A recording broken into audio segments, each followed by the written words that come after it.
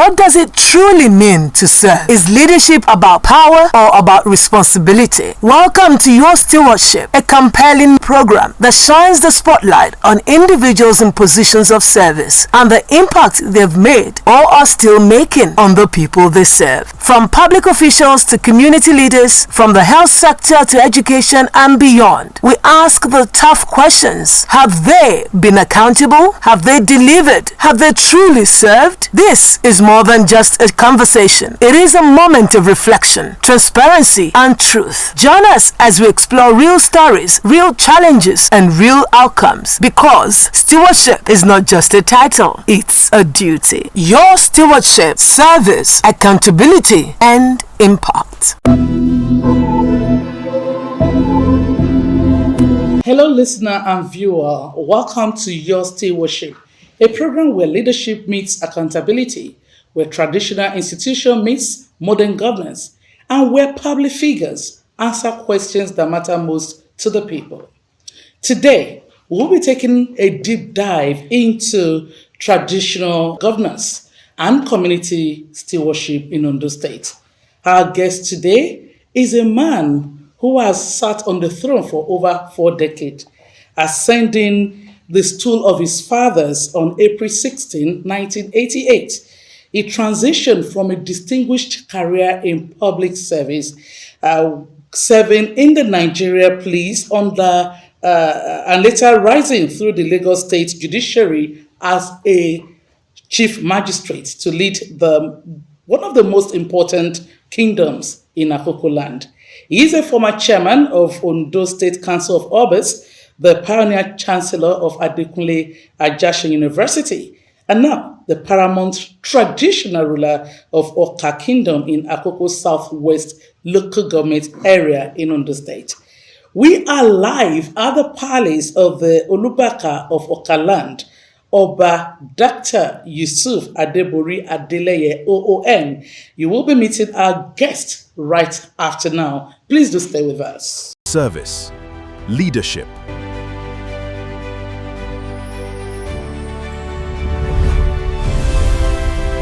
Join us on this journey of discovery, real accountability. Leadership is about responsibility. Every life is a stewardship. Discover practical lessons on leadership and real accountability, scrutinizing the impact on the people. Ensure that our people come first. We are uncovering the stories of progress. This is Your Stewardship. Kabiesi, welcome to Your Stewardship. Thank you very much.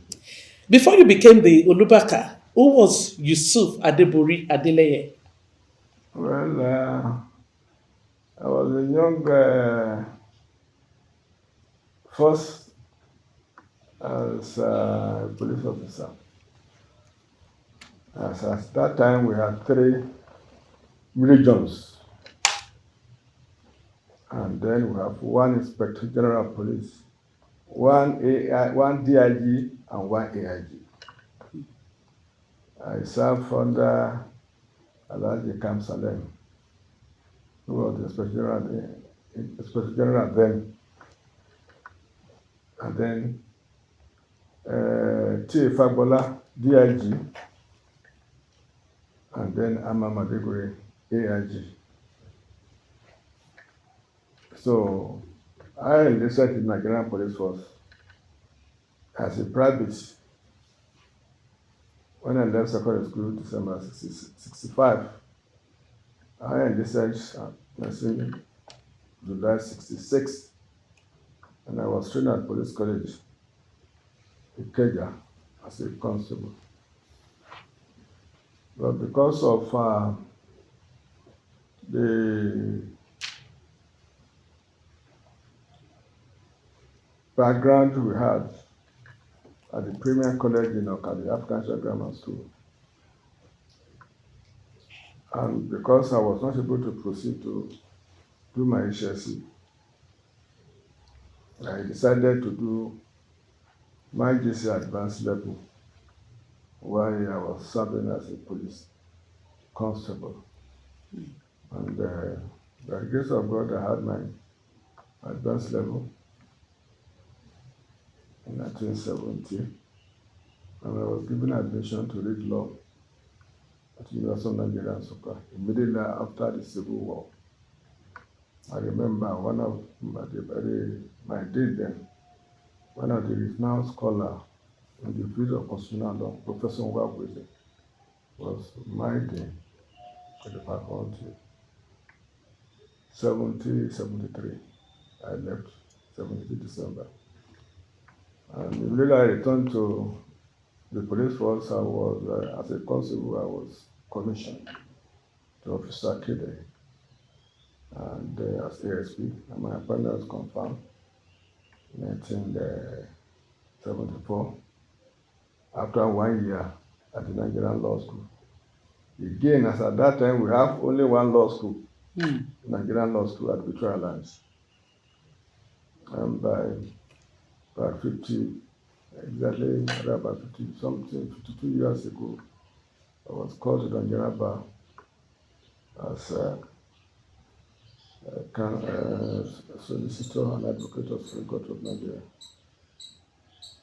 So transferred to the first CID, we have first CID. And as at that time, I am one of the core officers that established the legal departments at the first CID, Alagban Close. Again, I will not fail to mention that about 5 of us were police officers. I was the most junior among them, who had a degree in law, wanted to go to the law school as at that time. And the federal government graciously considered that our course was relevant to our duties in the police. So it was regarded as in-service training, in which case we were attending school and they are paying our salary. We started that scheme and they are still using it today. Quite an interesting one. Yeah. Let's take a look at your childhood. What are the childhood experiences that shaped the leader that you became today? Well, all I know is that as a child, I first of all attended Quranic school a bit, and I am one of the 4 products of free education of Yusuf Adebori Adeleye, because I started my primary school career here in Oka, and African Church Grammar School. But during the drama in school, the usual end of the year drama, I normally play the role of Anoba. I don't know. They would make me Kabesi. And then for the first 3 years in secondary school, I normally received the best award, the best student award. I didn't know, I was just being prepared for the future. So, because according to the principal then and my colleague, they saw me as a very humble student, having working diligently. So I was 3 years running the best award, the best student, the best behaved student was always given to me. All right, so Kabiyesi, you before the crown, you were a police officer, which you spoke glowly about. Yeah. You handled international fraud cases at Alagbo, and you were also the chief magistrate at the famous Tinubu Magistrate Court in Lagos. In a magistrate court, the law is written, is strict, and of course, is statutory. On the throne, you govern through custom, through oral tradition and compromise. Yeah.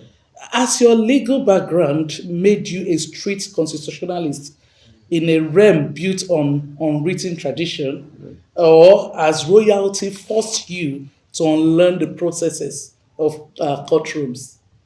Well, I will say that my background as a lawyer has gone a long way to shape the way we dispense justice at the local level, even though we use local tradition, oral tradition, and custom of the people. But one thing stands out, because we normally have every Tuesday, we adjudicate on matter from various quarters, either on land matter or whatever dispute, to avoid crisis in the community. And I make sure that we apply the principle of natural justice to be fair to all the parties, because that is the first principle. And it has happened in no many cases. After judgments of our judgment, because I make sure we have records. Just like the normal, this will serve you to apply. You want, because it's more or less an arbitration. You don't want to be you want to be trying here, you want your case to do something. I want to be trying here because I prefer it is simpler, it's quicker. So, and then if it is land matter, we have a team that will go and visit the land to make sure that what it's talking about is true. And there are many cases that relate to land matter. And if people say, look, we are not satisfied, I say, you are free. You can test it in the normal court. And there have been none of our cases have been thrown out by the High Court, because they always ask for certified true copy of what we did. We'll send it to them, even our records. So in the High Court, most of our cases are upheld. In Court of Appeal, most of our cases are upheld. Because if you are guilty, we tell you you are guilty. If you are not guilty, we tell you you are free. And most cases, especially when, it's common in African community. This one is a witch, this one is a, okay, if you are sure, you are ready to take oath, yes, exactly. you will take oath, okay, free. If it's not the one, that's the whole thing. So it has really helped me in most of my cases, because we have two layers of native and customary adjudication. We have 15 quarters, but 2 of the quarters now have elevated them to a structure of another. So they have their own court, they don't do this, but the other quarters that are still being presided over by high chiefs. So apart from playing the role of king growing up in schools, was becoming a king something you envisaged or desire, or was it a responsibility that was that you could not refuse? Well, first of all, before you become another, there are processes. You must be a member of the royal family. I know I'm a member of the royal family. So, but as at the time the call came, I was not envisaging. I was reluctant. I said, how can I leave the beautiful city of Lagos, where I have everything at my disposal, anything I need is there, come and stay in the area. If Oka is still like this at that time, at that time, it is by December I'll be 39, not 40. Yeah, it's 39 that I was appointed. So if Oka is like this as of now, you see how it would look like. It would look like in those 30-something years. So they came several times to persuade me. I said, how can I? My first born was just left primary school. And apart going to the university, going to secondary school, how would I bring them and come and stay here? So the family insisted because my grandfather, this Adeleye, was denying. He said maybe it's the one that back now, and that is why they gave me that name Adebori Adeleye. So they insisted I must have to come. So I was to be appointed a High Court judge. As at that time, I had no choice. To come home. I had to come home. So that's exactly what happened. Wow. Your Majesty, now when you look back at the day you accepted the crown, after all the beg and all that, what did stewardship mean to you then, and how has that definition changed over decades now? Well, I thank God that I later changed my mind to come back to the throne, even though initial stage things were very rough. When I came for 25 years, I was using my private building because the whole palace was not habitable to me. So I then decided in 1999 that we must have a palace befitting the stature of the Olubakapoka. And that is why in 1999, His Imperial Majesty Jaruli as well, about Majesty Juadi, Odubusi II, in company of, so laid the foundation of this place. And we started gradually through communal effort. So we were able to put up, I think this is a legacy I will leave behind for whoever is coming. And apart from that, I was able to leverage the relationship with some of my colleagues, both at the state and federal level, to attract. For the first time, the federal government intervened on this road. That was when Buhari was the chairman of PTDF. I went to the Oba of Nasarawa then, because we normally meet at Abuja. He served under Buhari as a permanent secretary. And then Buhari was chairman of PTDF then.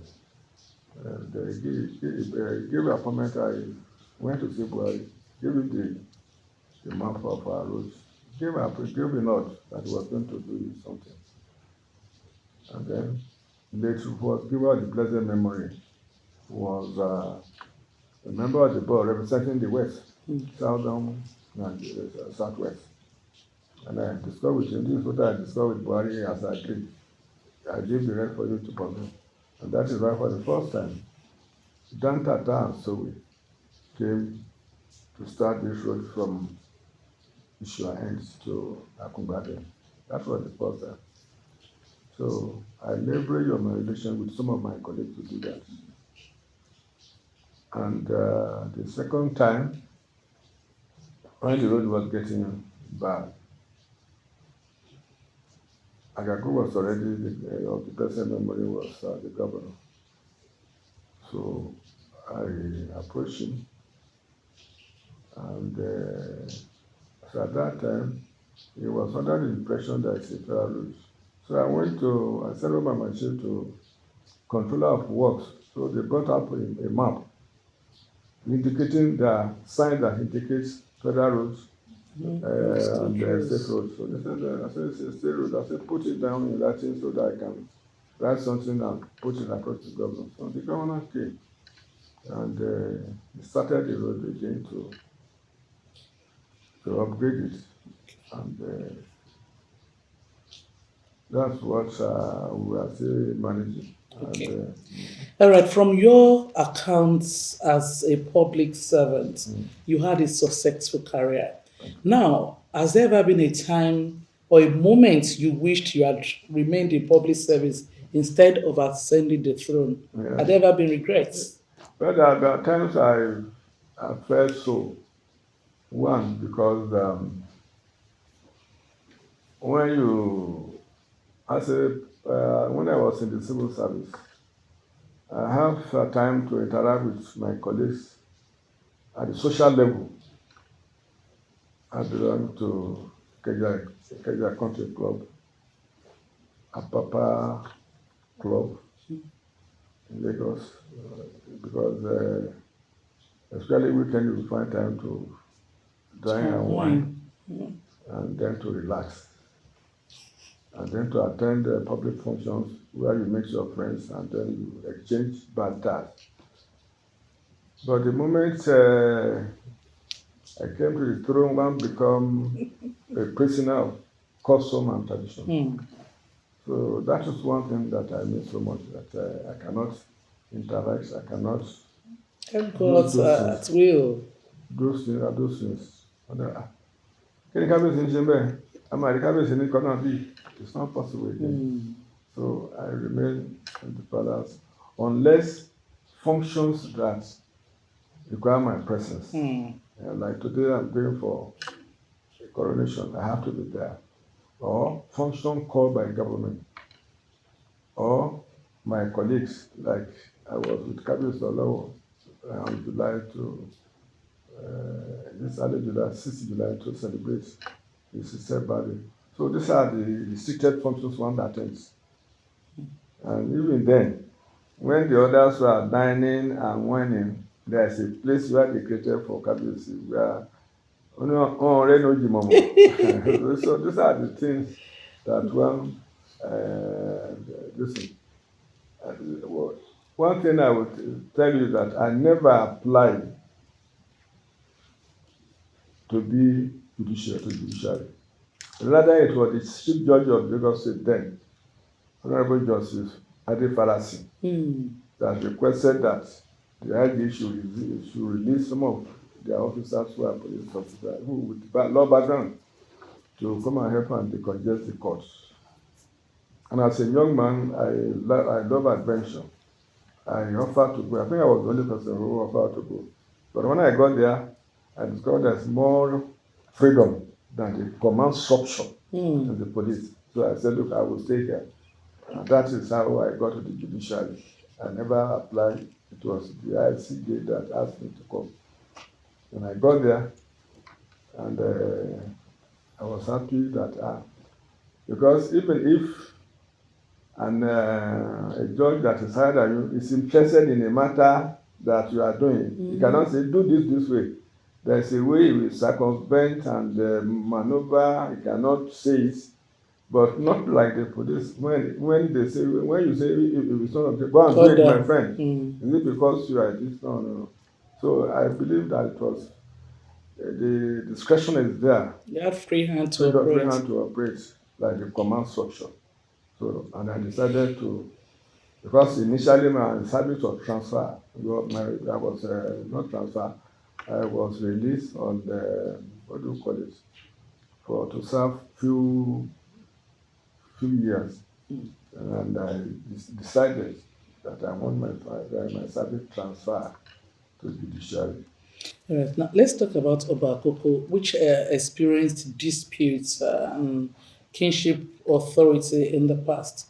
How did those experiences shape your approach to reconciliation and leadership? To the glory of God, Akoko has not experienced any serious clashes that lead to either bloodshed or any violence. Because I believe we are brothers keepers. Even when we have chieftaincy disputes, I believe that we need to resolve this without necessarily hurting each other, because we are closely knitted. We are very close here. And that is why issues that have to do with land matters, issues that have to do with chieftaincy matters, I allow people free hands. to do it. Okay. So there are times even if I make appointments of a chief, head chiefs, and some are not happy, instead of fighting, I say, you can take me to court. So feel you are afraid. So, and if they say what I have done is wrong, I will correct myself. But God will the glory. I have never none of such cases have been reversed because I base it on truth and what is in the law book. All right. You are tuned to your stewardship on Orange 94.5 FM and OSRC Television, depending on which of our platforms you're joining us from. Thank you for always being there. We'll take a short break now, and when we return, we'll continue our conversation with the Olubaka. We'll be right back. Please do stay with us. Service, leadership,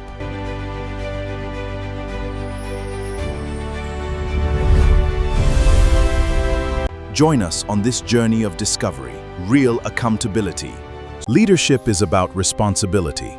Every life is a stewardship. Discover practical lessons on leadership and real accountability.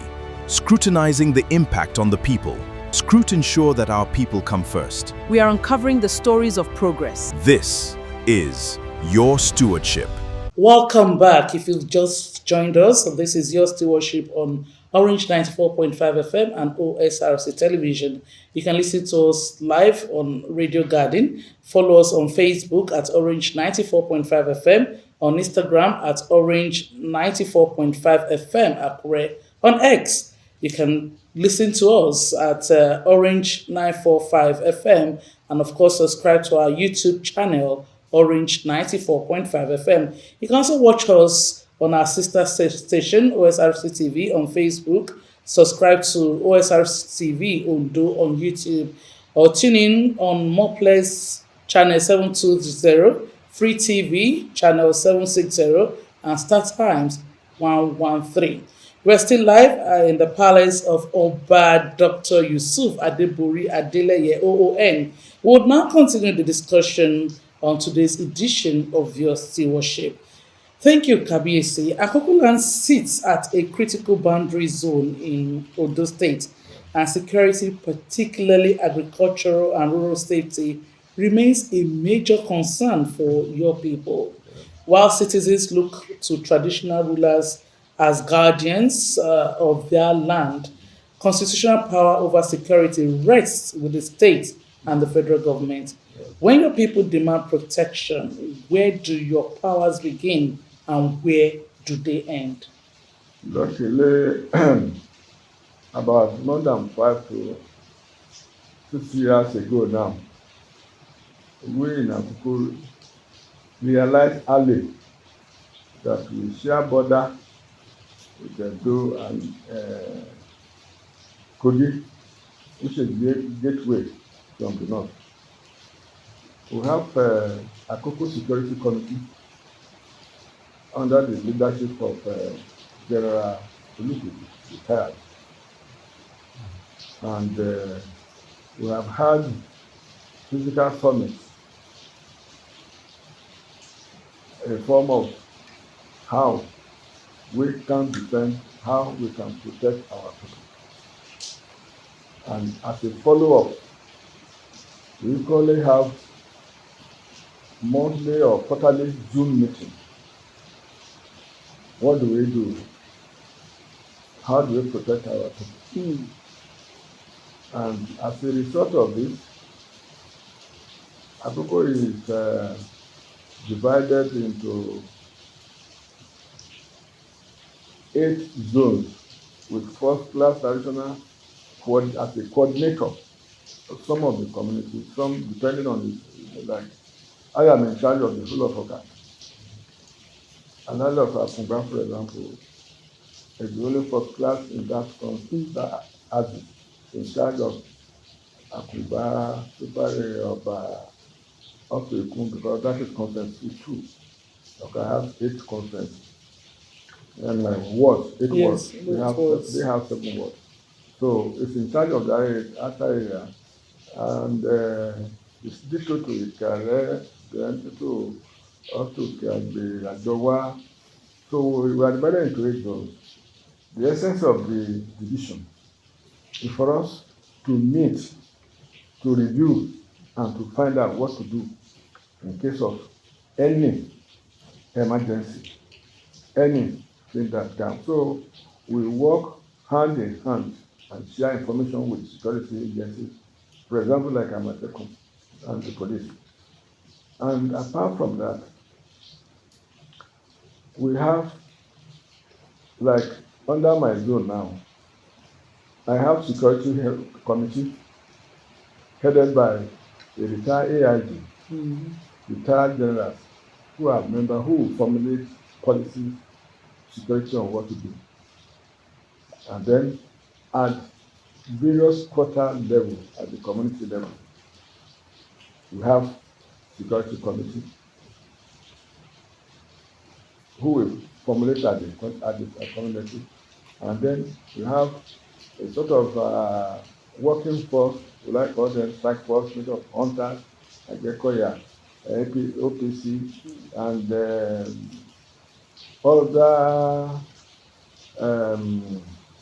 I cannot remember now. Well, some of us are sleeping. They are patrolling the town in the night.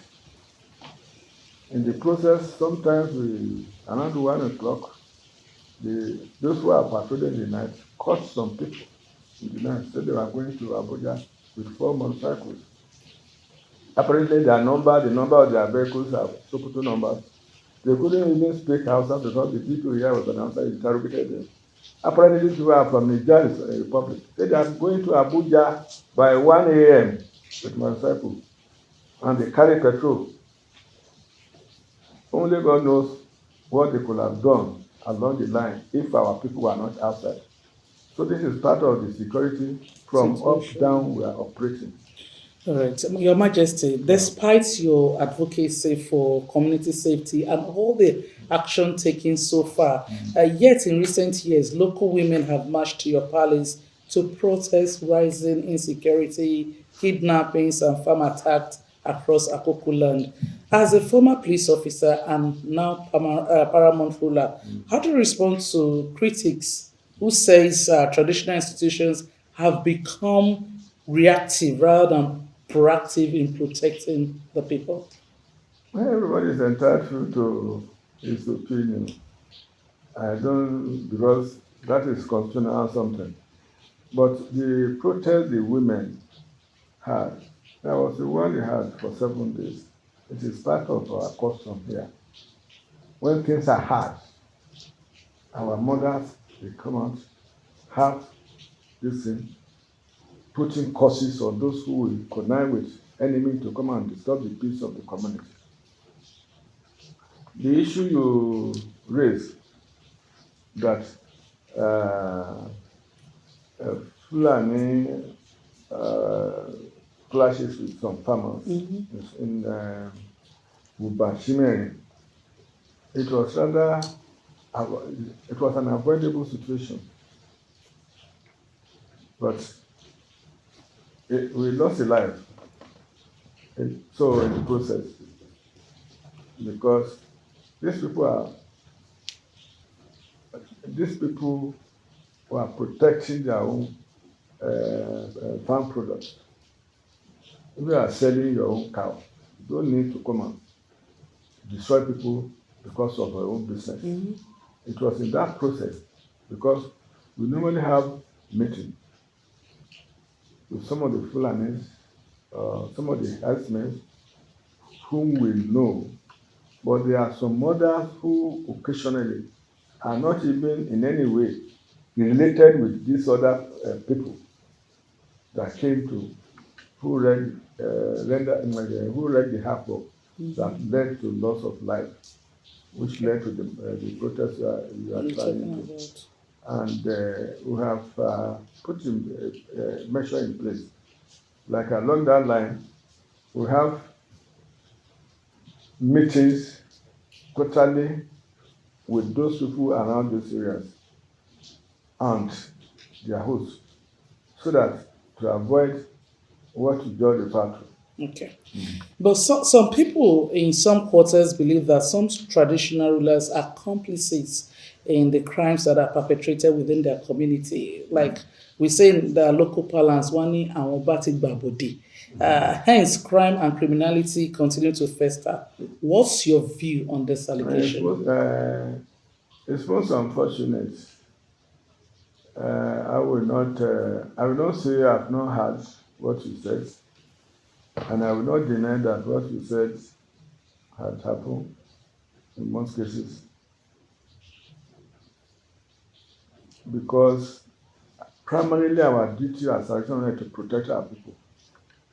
And if a traditional ruler go to the other extreme to do that, because the crown we are wearing is not an ordinary ornament. It's not an ordinary ornament, it's a sign of responsibility. Because we believe that we are carrying it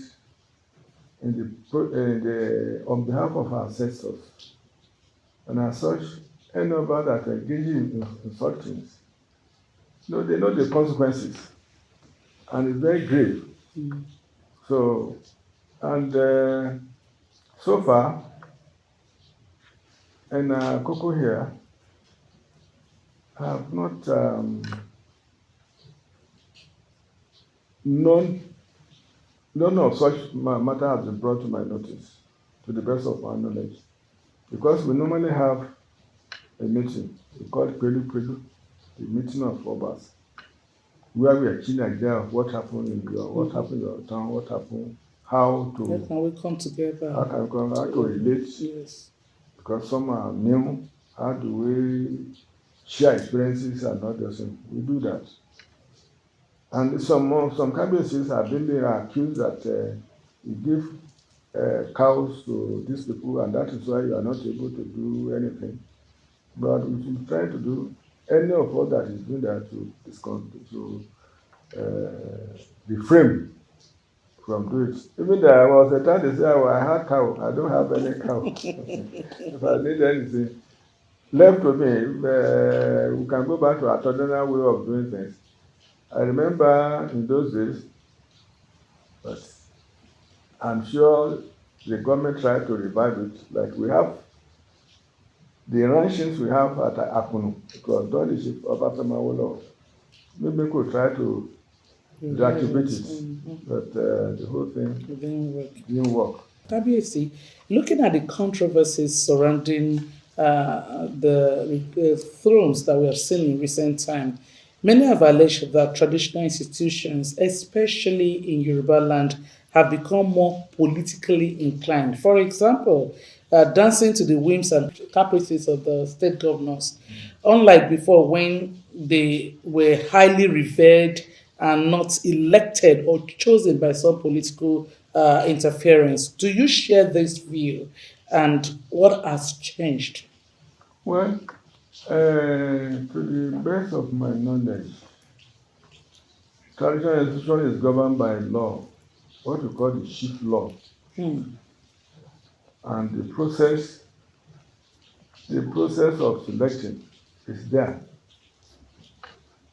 If a vacancy occurs and the time comes for the selection of the traditional king to take over. It depends on the declaration you have. Is it rotational from one family? If it's from family A, then the family B will take its own. So all the qualified princes, that line will be submitted to the family. Family will submit their names now after examining is he incapacitated, other disability or anything. We submit the names to the kingmakers who will make selection. Okay. The selection the government will be represented at the local level. That is the chairman of the local government or the secretary or whoever or head of the SS. Everybody will be at the selection process. If they write their selection process, they will send it to local government and chieftaincy affairs who will process and see if there's any breach in any of the law regulating these things. Okay. From there, he will send it to the office of Attorney General, who will equally are the chief law officer of the state, to check whether there's a breach. So, if there's no breach, he will advise, it is then, only then, he will prepare a memo to execute. That is as at that stage the governor comments. So when they now say government is interfering in institution, I find it very difficult to believe. It's very funny. Because he was not a member of the royal family, he will not be present where the selection is done. Look at the processes I'm talking now. And there are processes where they don't rotate. In the local declaration, we don't rotate. In fact, I was the last person to show interest. I told you I was persuaded. We were about 14 then or 15. At the end of the day, all the kingmaker voted me before they process everything to the government. So, no government will on its own. I'm going to appoint. It's not an appointment you just make. It's not a political appointment. But what is basic is that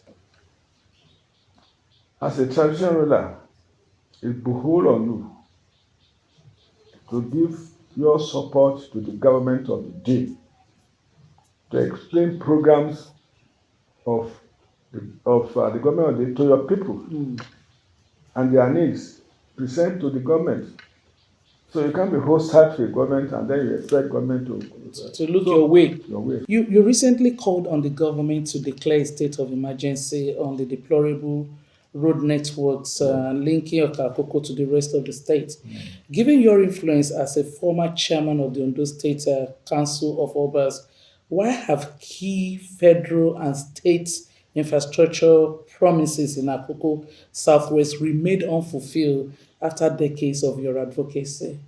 When I met Buhari personally, it was military. So I was free. After taking clearance from the government, I want to travel to Abuja to ask for this. I went straight on my own. It was military. And then again, under the democratic dispensation, I appealed to Agagu for the intervention. He did it. But when we start having elected officers who go to Abuja, what is my business? Will I be start? I will not go to House of Rep. I will not go to House of Business. And that is why we are calling on people to be sure that they elect people who will represent themselves well, not selfish people. So it's left for the whole thing now have shifted to political leaders. So that is what why we are having what we are having. But at the same time, we still make our we still cry out, still make appeal for government to do something. And I will say that the present government recently approved roads across the states. So, but I know our own tongue will come. Because I remember during my Okade address, I applauded his effort for what he did. But remember I was here because the roads are bad. It's and good. Then we thank him for, at least we drove from Ayigule to Iwaro Oka. That was the road he recently constructed for us. It was not so before. We had a governor from this state who is from this local government as at that time. I won't mention, but I won't mention. I asked him to do that road. He didn't do it. And here is somebody from Southern Central District. I did not even ask. He believed that to be that road is a direct link. So it's one of those things. So having done that for us, we thank him for that one. We are now asking him to move into the internal routes and then township and repair. So he has been doing a lot in the area of road infrastructure. If anybody is to be fair to the government of Honorable Lucky, That's good. in terms of infrastructure. So he has tried his best. So, but we still beg him to do more. All right, it's good you mentioned the Okade celebration, which is an annual celebration, and it has been used as a vehicle for cultural unity and fundraising. Yeah. Beyond cultural pride, what concrete audited developmental projects have these community funds delivered to address youth unemployment and infrastructure deficits in Okakoko over recent years? What we do is what we are doing here now, where the palace I am standing, where this interview is taking place, is a product of development fund. What we are doing, we built it with the fund we raised during Okade. And on the youth and employment, what we do is to ensure that we use our position to make contact with so many of them who require one appointment or the other in government departments. People who pass through me, I don't even know them again. I say, Kabiyesi, but you help me to get this job, you help me to get this, you put me here. I said, well, thank God. Some have risen to the extent they are even raising others, but we agree as of now, unemployment is very rampant. It's all over. And that is why industrialization is quite necessary and key. Because I remember in those days when we were growing up, we have Bata, we have Dunlop Industrial, so many other factories all over the whole country, especially in the western part of the country. So ceramic reform, and then the other one, glass industry at Bakoda area. So we believe that if some of these moribund industries are reopened, one way or the other, it will take more of our youth, because there is a limit that the government department can take. Okay. There is an ongoing national debate over defining formal constitutional rules for traditional rulers in Nigeria. Yeah. Some critics argue that giving monarchs constitutional rules risk politicizing the institution, while proponents say traditional rulers handle local crises long before state intervention. Where do you stand on this, Kabiyesi? And how can monarchs maintain absolute political neutrality while advocating for state resources for their people? If you look at the constitution from the beginning until the recent 1999, under the state, after Civil Service Commission, you have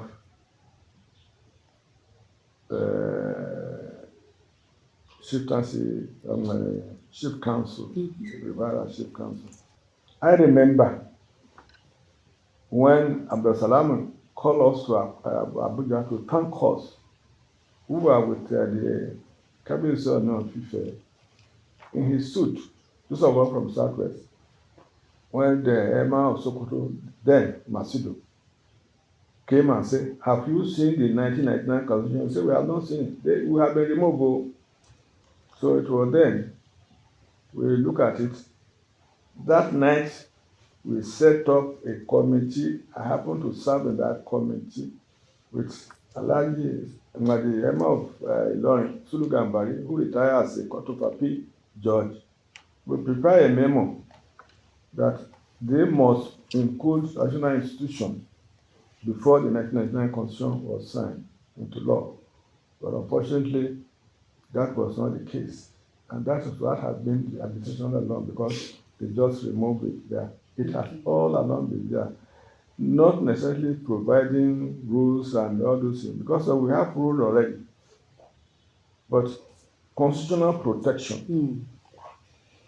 Okay, so having occupied the throne for nearly 4 decades, you represent a bridge between the traditional order and modern governance. When historians write the story of your reign, what will Oba Adebori Adeleye be remembered for? Let me be remembered that at least during my period, I provide peace for this community. And I'm leaving behind an everlasting legacy, a beautiful palace that you don't need to have a house. If you are chosen by far by God, you just come here because I have told my family this belongs to the town, not me.